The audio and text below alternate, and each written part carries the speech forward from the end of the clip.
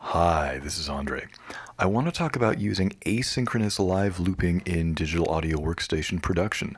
That means that you take live looping and you build it up and combine it with studio production, but you don't try and synchronize the tempo of the looping with the tempo of the project.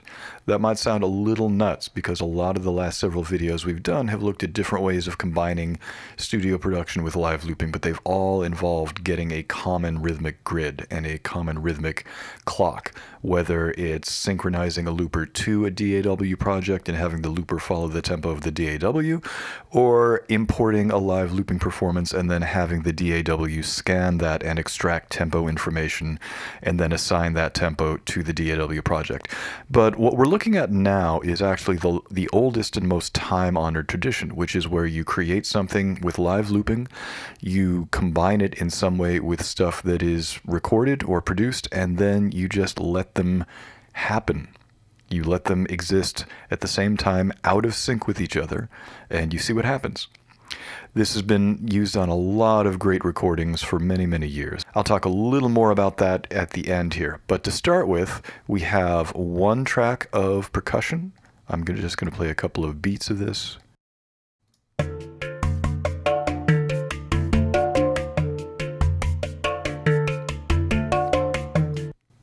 So it's a tuned percussion track. It's basically that. You can see that there is a dynamic ebb and flow to it. And then down here we have 5 different tracks. Each one of these tracks is one live looping performance that I did. They're all one performance. I edited the beginning and end parts a little bit, but other than that, there's no editing done to them. So what we're going to do first is just listen to each one of these. Each one is somewhere between 2.5 to 3 minutes long. We're going to listen to each one of these soloed along with the percussion track, and I'm going to include timestamps so you can jump to the beginning of any one of these 5 if you're so inclined. After we've gone through all 5, then I will come back and we will geek out and talk about it in a little more detail. In the meantime, before we do any of that, let's have a listen to it.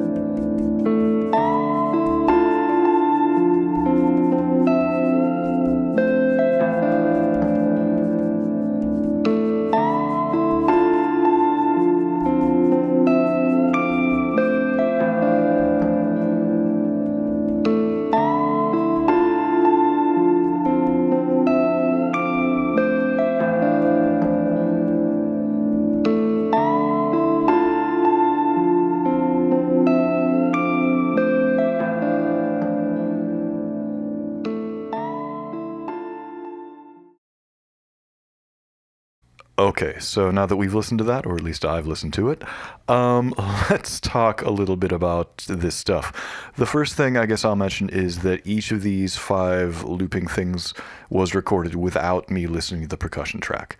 I just recorded them as solo performances, didn't really pay attention to what was happening on the percussion track because I couldn't hear it. And then after the fact, I shifted them around. You can see here, if you look at the waveforms, some of them are lined up right at the very beginning of the percussion track, and some of them start a little bit before. And that was nothing more or less than me just messing around and seeing how they sounded. And with this one and this one, I just happened to like the way it sounded having the loop start a little bit before the percussion. With the other ones, I liked the way it sounded having the beginning of the loop right on the downbeat when the percussion entered as well. Another thing I will say is that all 5 of these performances were using different approaches to creating loops that don't have a groove. The biggest drawback to this particular asynchronous approach is that it's really hard, although probably not impossible, to get the loops to work in a way that actually work rhythmically with the source track. There is a kind of exception, which we'll talk about in a little bit. But basically, all 5 of these were different ways of trying to get loops that didn't really have any strong groove or rhythmic feel or any kind of rhythmic sense on their own. And there were different ways of doing that. You know, the Ebow was kind of the classic approach, just using these big legato ambient washes of sound. Some of them were glitching out using different functions, and some of them were just relatively straightforward, especially the 2 quote-unquote straight ones, trying to just play pretty regular notes, not obscure the content of the loop using glitching or any fancy stuff, and just seeing how that worked, overlaid against the percussion track.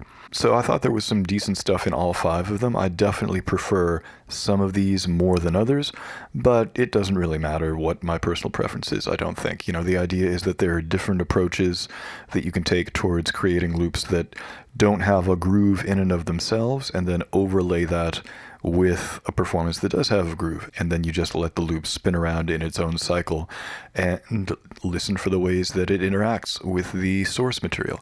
What you can also do is kind of a hybrid approach, where you can take performances like this that were recorded asynchronously without any kind of synchronization, and then you can grab fragments of it that are rhythmically quantized to whatever else you have going on. That sounds more complicated than it is. So here's 4 measures that I've selected. Let's listen to the reverse half speed, which incidentally was my favorite personally. So I've just isolated 4 measures here. Let's see how that sounds.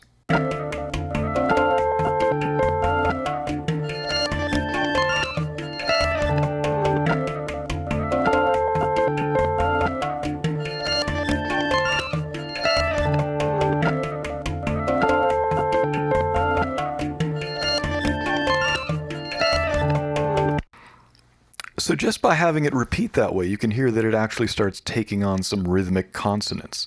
And this is to me, it's one of the greatest things about live looping. I know this is something David Torn has talked about at great length in the past, and rightly so, that if you take something that doesn't necessarily have a lot of rhythmic structure to it and repeat it, then you'll start hearing patterns emerge from it. In fact, we can do this. I'm going to narrow this down to 2 measures, and I'm just going to solo that track, and let's see how that sounds.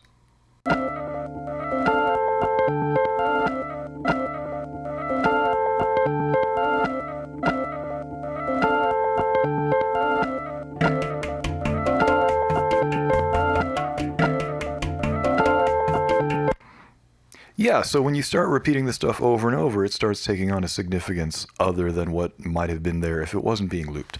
Let's, just as a complete mad scientist project, let's check out a few of the other tracks. Let's keep the same area, and let's see what happens. So this is one of the straight versions.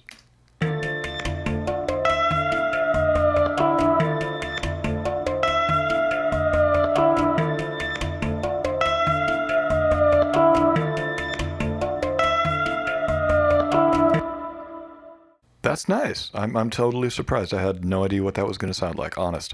Let's look at another straight one.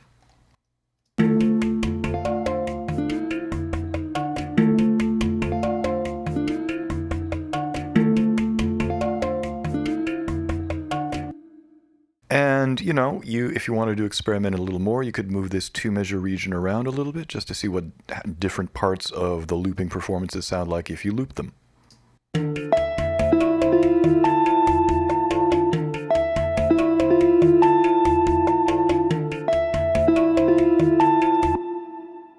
And let's check out the really glitchy one, see what that sounds like.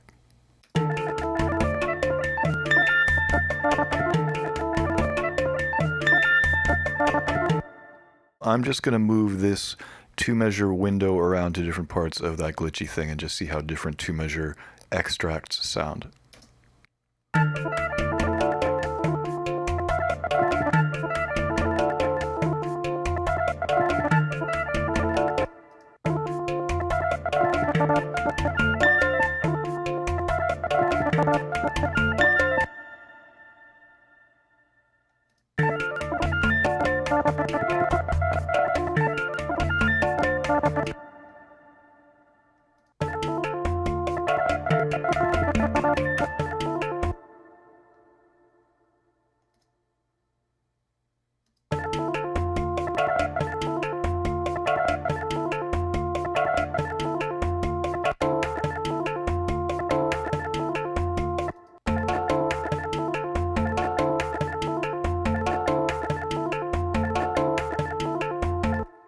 So there are a lot of possibilities with this kind of hybrid approach. And then, of course, if you are so inclined, you can cut and paste fragments.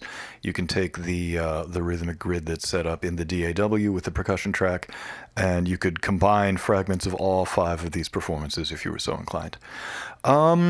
I first became aware of this technique in the mid-90s listening to the stuff David Torn was doing. He had a solo album called Tripping Over God, which I remember had a lot of this kind of thing where he would have these percussion figures and other kinds of looping figures, and then he would have more textural stuff. And if you listen closely, you could tell that the textural looping stuff was not clocked or synchronized with the percussion stuff. It was just kind of floating around.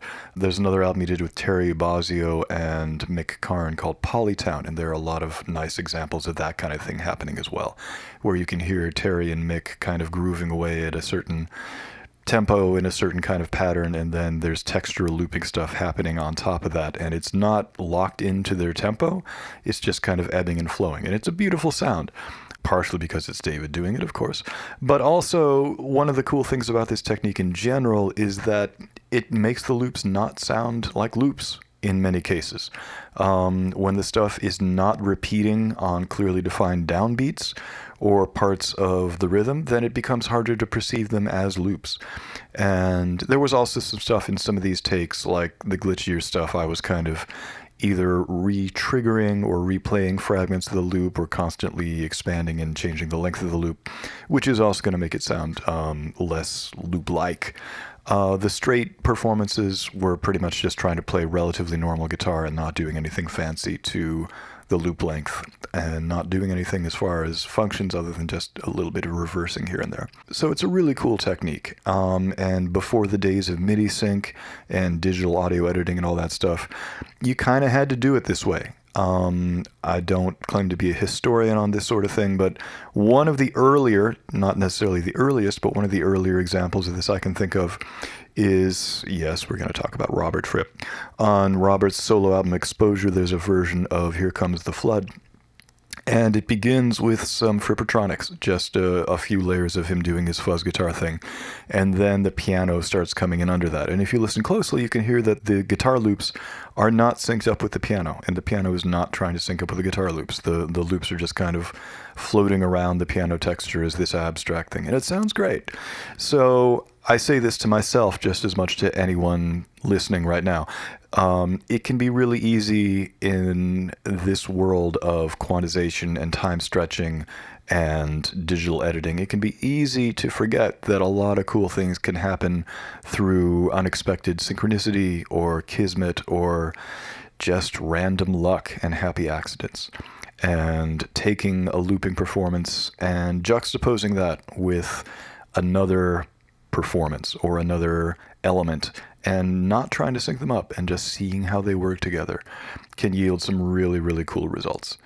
So thank you for tuning in. As always, I will talk to you guys very soon. Bye-bye.